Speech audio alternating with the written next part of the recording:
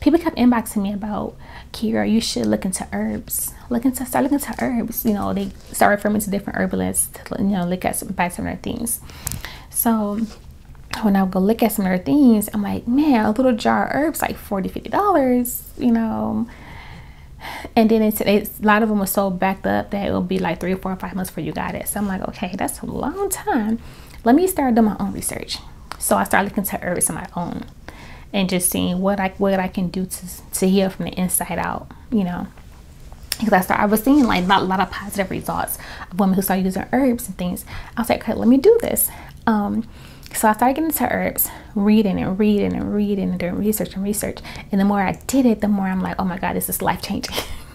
This is life-changing. Let me get into these. So it became I became obsessed, like no lie, obsessed. Every week I was just getting herbs come to my house, more herbs and more herbs and more herbs. Oh, this is good for that. This is good for that. This is good for that. I'm like, oh, this is exciting. How did I know about this, you know? So I wanted to just show a few that I've been taking. And let me tell y'all that once I start taking these herbs, I've been doing herbs for about that was in March. It's like around April, May, I started really getting deep into it. And I started, you know, doing everything. I got my cycle in June. Usually when I get my cycles, I am like bedridden. I can't move.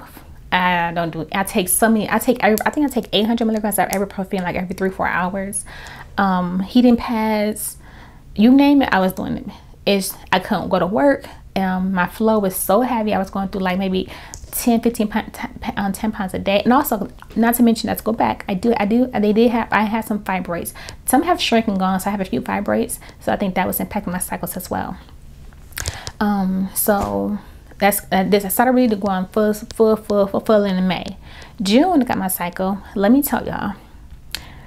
Usually I cramp so bad for the first like 3 days, no lie. Like I can't function. I'm in bed, you know, I sleep for 3 or 4 days until like, yeah.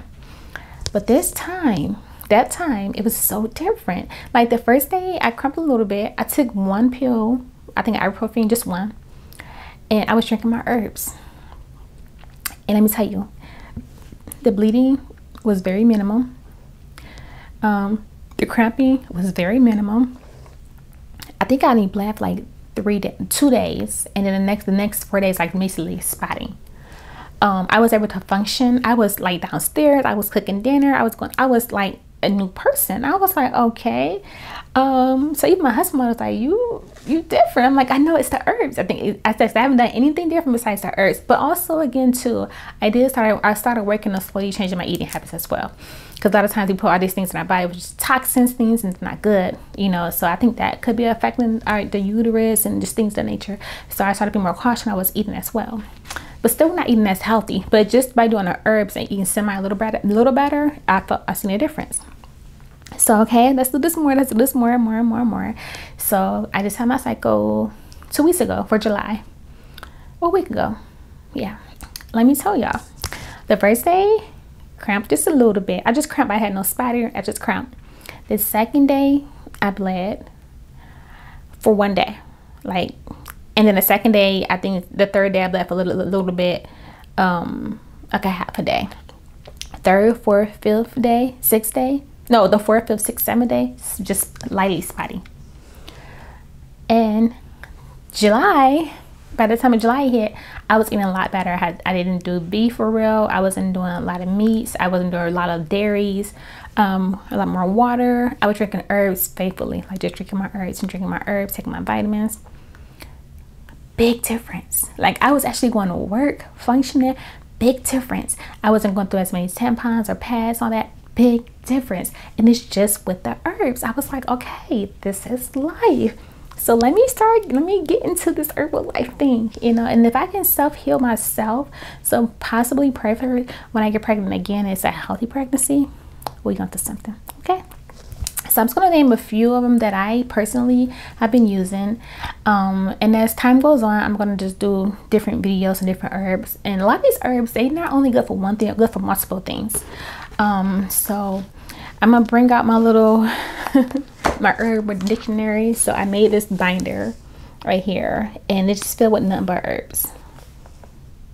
And their benefits, what they're using. When you start doing the herbs, it's good to do research on them, because a lot of times if you have underlying issues that you're already going through and you're taking certain medications, certain herbs, it kind of balances. So some of them is not good. So it's very vital to do your research. Sometimes you can be allergic to certain ones.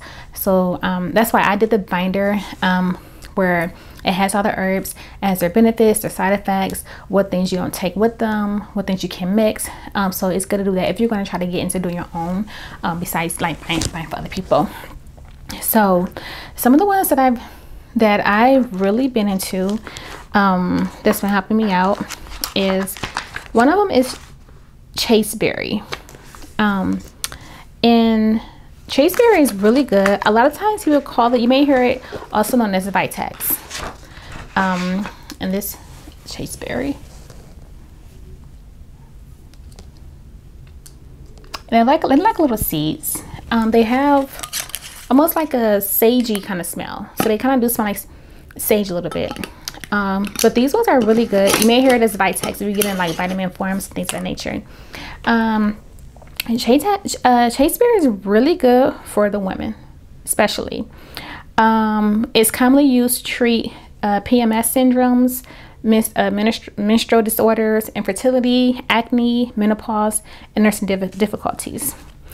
I've been taking this one. A lot of times they say take this one on the empty stomach. So if you want to turn it into like a tea, you basically take like a tablespoon or two, you brew it on the stove, on the teapot, on the kettle or stove, 15 to 20 minutes, and then just let it to infuse, and then you sip it. You can add like raw honey, agave, lemons to it, but I personally like to just drink it straight like that. I kind of like the earthiness of it. So once you get used to taking the herbs, you will see how the earthiness, you get used to it, and it tastes good. It's not that bad. Some other good things too is that it helps with depression, anxiety, cravings. That was another thing. I think that was the difference, because when the first June, I didn't do the CHASTE Tree Berry. I ordered these, and then I started taking those like mid-June. And then when July happened and my cycle came, I had no cravings. So I was not craving the chocolate, the chips, the Pepsi, because usually in my cycles I crave chocolate, I crave hot Cheetos, Pepsi, pickles. I didn't have any cravings. And I'm like, okay, this is different. And then when I did my research, I seen that CHASTE Tree Berry is good for cravings. So if you want to try to find something that's going to balance out from cravings that you may have your cycle, it's just not good because you put a lot of toxins into your body. That's what it was. And I also ordered these off of Amazon from I think Star West. They have a great website for herbs. So that's another company you can go through. You get them through Amazon with Star West, and they're like, all my skin from there, and they're like just excellent. With their hormone levels and stabilized menstrual period. So if you also have a cycle that's kind of irregular and things of the nature, CHASTE Tree Berry is also good for regulating your cycles. Me personally, my cycle is so regular, so I don't know, I use the other purposes of it, but it's good for regulating cycles. So that first one is the CHASTE Tree Berry, also known as Vitex. The second one that I really got into that is also good for the female's reproduction and things of that nature is the Red Clover Blossom. And this is the Red Clover Blossom. This one is good for the immune system, premenstrual, menopause, hair, skin, and bones. It's also good for diabetes, cholesterol, pain, respiratory, and the female reproduction. It looks like little leaves. It has, once again, a really good smell. You kind of see it in the jar. So that is the red blossom clover. This one is a wildflower plant belonging to the same family as peas and beans. It's used in traditional medicine as a remedy for menopause symptoms, asthma, whooping cough, arthritis, and even cancer. menopause, it's really good for that one. They done studies, and it shows that 73% women who had this, they had a decrease in hot flush within 3 months. They took this faithfully every day. And also when you do your teas, you want to do at least 3 cups a day. At minimum you can do 2, but do 3 cups a day, and it's really good. So I like to do 1 in the morning, maybe like mid-noon, and then before I go to bed I always drink me, after I eat, drink me a nice thing of tea. I'm gonna have a lot of calming effects as well, and I look to that when I start taking my teas, I sleep better, and my anxiety is not as high, or I'm not depressed as much as I used to be. So that's good too. It's good for your heart health. Another one that is good for the female reproduction is Nettle Leaf. Oh, Nettle Leaf. This one has like a green tint. They're very finely chopped. This has a lot of benefits, and it smells really earthy. It smells so good. So this has a lot of benefits with the Nettle Leaf. Just another one that is good for female reproduction as well. It's also good for the immune system, your hair, skin, arthritis, diabetes, female fertility, and also heart health. So like I said, a lot of these herbs have more than just one benefit, which is great, you know. So you're trying to cure one thing, you haven't actually helped cure other stuff. It contains many nutrients like vitamin A and C, minerals as calcium, iron, magnesium, phosphorus, potassium, and sodium. It has fats in it, amino acids is also, and also it's good for pigments as well. And it may also reduce inflammation, which is great because also treats enlarged prostate symptoms. So it's something good for men. If you think about prostate cancer and things of nature, it's good for them. So I actually get my husband drinking that as well, because my husband's 40. You know, you just scared, you never know. So that is good for men as well in their prostate. It can treat hay fever as well. What else? It also may lower blood pressure. So a lot of people, especially in the Black community, have high blood pressure, and a lot of that is because of things that we eat. So by taking this Nettle Leaf, and also watch what you can't like, okay, I'm going to eat fried chicken and eat all the stuff, my blood pressure is high, like all the salt and things of that nature, and then oh, if I take this tea though, I'll be good. No, you have to change your diet. Diet is a big thing when it comes to taking herbs, because you're kind of defeating the purpose of taking them if you're gonna keep putting the same things in your body.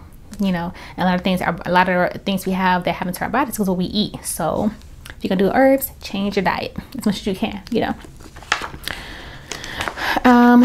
It also aids in blood sugar, so people who may be suffering from like early pre-diabetes or diabetics, it can help with that as well. It says here, before consuming Nettle Leaf, you're taking one of the following: blood thinners, blood pressure medication, diuretics, diabetes medication. You need to check with your doctor first. So that's, like I said, if you're going to take herbs, do your research, because if you're on certain medications, they may not encourage you to take these. So do your research before you take in these herbs to see if it's going to have any counter effects to the medication that you're currently taking. Okay, the next one is Motherwort. This is Motherwort. This is what it looks like in the jar. This one is good for your immune system, bloating, PMS, menopause, skin, sleeping. It acts as a sedative. It's good for anxiety, cramps, blood pressure, female fertility, overactive thyroid. Now, side note on that one is that when I went to my OB, she wanted to do this full blood work to see, like, sometimes if your thyroid is off, that can cause miscarriages too as well. And so yeah, overactive thyroid, so you just never know. It helps with cramps. Like I said, when I take these herbs, my cramps, I don't take pain medicine. I don't take pain pills anymore, for real. Because I'm really cramping. It's like a very mild cramping, but it's not as severe as I used to have. So they definitely help with that. And also it's a sedative. So what I like to do is I take the Motherwort. Echinacea is good for sleeping as well, and a little bit of caramel. And when you want to say you want to get a good night's rest, that is a good night's rest. But be careful on how much you put in here as far as the Motherwort, because it is sedative, so it wouldn't knock you out. So if you try to sleep the next 2 or 3 days, just use a little bit. But yes, them 3 combos: caramel, echinacea, and the Motherwort, mind blowing. You want to get the best rest ever. And I've been getting really good sleep since I've been doing these things. So I think that's some of the things other things that Motherwort is good for as well. It says Motherwort has been used for thousands of years to treat various conditions, including heart disease, anxiety, and irregular menstruation. So once again, if you're a person, your cycles are irregular, Motherwort, along with the nettle leaf, will help with that. There's also a few other ones that I have downstairs. So I'm gonna do another video on that, on just basically on how to regulate your cycles and which herbs to buy to help with that. It's antioxidant, which is very good. Let's see what else. It may also lower heart rate and blood pressure. Once again, we just talked the nettle leaf. That was good for blood pressure and heart rate. So it's Motherwort. It aids in heart health, which is good. So you have heart conditions, things of the nature, it's good. But once again, talk to your doctor to see what kind of medication you're taking and see if this will go well with that, because you want to just be on the safe side. Do your research. It alleviates anxiety and depression, which makes sense, because a lot of times when you sleep at night, my problem was I would get in bed, but my mind was keep going, because I'm so anxious about the next day and this and that. But by me taking the Motherwort with the echinacea and a little bit of caramel, I'm not overthinking at night. So when I get in bed, I'm no lie, I used to get in bed, take about 2 hours to get to sleep. Now I get in bed, I'm asleep within about 10 minutes, and I sleep all night long. So it's good for anxiety and depression. If you're a person who don't want to take everything what the doctor give you as far as anxiety medications and things of nature, look into some herbs, because they're really good for that. But once again, talk to your doctor to make sure it's okay to take. Okay, so that was the fourth one. Now the holy grail of them all, the mother to the womb, the mother to help to the uterus and all that good stuff, is my baby. Red raspberry leaf. I don't know why they call it raspberry leaf, because it's not even red, but red raspberry leaf. This is what it looks like. As you can see, a lot of herbs look the same, so that's why I took all my herbs and put them in jars and label them just to make sure you know which was taken. This one is good for immune system, losing weight, inflammation, hair, skin, female fertility, heart health, and cramps. This is the holy grail of them all. Okay, red raspberry leaf. Red raspberry leaf is a plant native to Europe and parts of Asia, known for its sweet, nutritious berries. It is loaded with nutrients, as well as often used to make an herbal tea that has medicinal uses. For centuries, red raspberry leaves have been used to treat various health ailments and induce labor during pregnancy. Let's see here. It's a good source of nutrition and antioxidants. It's rich in vitamin C, B, zinc, phosphorus, and iron. So if you have low iron, all that, a lot of these herbs have that. It's good for your iron and things of nature. Let's see here. It says red raspberry leaf is especially popular due to its possible benefits for pregnant women. However, it seems to help women in general. In fact, it is often referred to as the woman's herb. Some research supports that the evidence of a woman saying that the leaves help relieve premenstrual symptoms, PMS, such as cramping, vomiting, nausea, and diarrhea. Red raspberry leaves contain fragrance, a plant compound that helps tone and tighten muscles in the pelvic area, which may reduce the menstrual cramping caused by spasms of these muscles. And I'm telling you guys, it's true. Because at first, before I started taking a lot of the other ones, I was just only taking the red raspberry leaves. I had did research maybe like a year ago on it, and I had like little ones that's made like little pots, and I felt some difference. But my thing is, I was consistent with it. I was starting and stop. You have to be consistent with the herbs, and also herbs is not meant to be a long-term thing. It's you take herbs by three to 4 months, see what it does, and then you go on from that. Now for the raspberry leaf, I take that like every month for my cycle. Like a lot of the other ones, it's not for to take a long term, because it don't do anything after a while. So just basically look into that. But that red raspberry leaf, it's the truth. It also helps shorten labor. It reduces interventions and complications of childbirth. There is evidence showing that if you drink red raspberry leaf tea, it may also allow for labor with fewer complications, which is good. So if you're pregnant and you're taking red raspberry leaf, you're going to have a more, I think labor will be a lot better, and you won't have as many complications afterwards. and it's really good for the uterus. It's really good regulating cycles. It's really, really good for the uterus. So I'm just praying that if I just be consistent and keep taking it, that I'll be good. And my next pregnancy will be a success. We're talking into existence. It will be a success. It will, not if, but it will be a success. Okay. So those are just a few of the things that I put together for the red raspberry leaf. It says, bottom line, red raspberry leaf tea may strengthen the uterine walls and decrease labor time of pregnant women and relieve premenstrual symptoms in women in general. For most people, it appears to be safe to drink 1 to 3 cups per day. The intake should be limited to 1 cup during early pregnancy. Its nutrients and antioxidants might provide a boost to health for both men and women. So it's really good. So I would encourage you, if you don't want to do any of the other ones, I would highly encourage you to do the CHASTE Tree Berry, which is a Vitex, and a red raspberry leaf tea. But if you do all of them together, it's great for your body. It has multiple benefits. So that's the CHASTE Tree Berry, the red clover blossom, the nettle leaf, the raspberry leaf, and then the motherwort. And also what I did as well is I just took a few of them and I just did a blend of most of them. And that way I'm getting all of them in one. If you don't want to do that, you can just take one, and I'm getting all of them in one. I just did a tea blend.